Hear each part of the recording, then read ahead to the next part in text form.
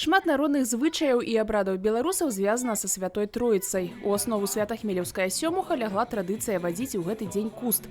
Ініцыятыва аднаўлення звычая належыць кіраўніку народнага тэатра гумару, гульні і песні хмелеўскія валацугі Наталлі Дырман і дырэктару мясцовага дома культуры Тетяне Грицук. Ми думали, що ж ми можемо придумати такое, щоб був не просто праздник деревні, а з якимось зв'язано з народними обичаями, традиціями. Цікава тое, што геаграфія хмелеўскай сёмухі не абмяжоўваецца адным населеным пунктам. Сёлета ў Хмелева прыехалі і фальклорныя гурты з іншых раёнаў Брэсцкай вобласці. До нас приїхали куст із Лунінеччини, навіть два куста з Лунінеччини, з Івановського району, і з Дрогічинського району, ну і наш, собственний. Ми розійшлися в різні кінці села в цьому году.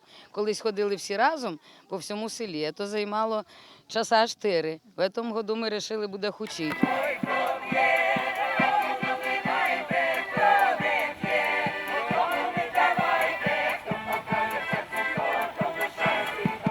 Галоўны герой сёмухі куст ад падворка да падворка з песнямі і танцамі водзіць яго па ўсёй вёсцы. Усе без выключэння гаспадары куст чакае з нецярпялівасцю. Некаторыя нават загадзя запрашаюць яго да сябе. І гэта не дарэмна, бо дзе куст ходзіць, там жыта родзіць.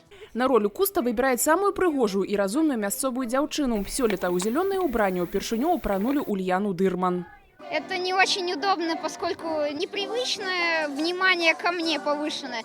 Адна з тых, хто шырока расчыніў вароты святочнай працэсіі, Ірына Навуменка. Гаспадыня родам з Казахстана. Пад прыемным уражаннем ад нядаўняй вандроўкі на Малую Радзіму яна па-незвычайнаму адзякавала землякоў.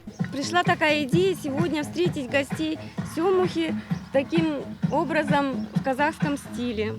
Мы приготовили манты, бешпармак, плов, все казахские блюда. Чак-чак у нас сладкие, вот, пастила, зефир, лукум.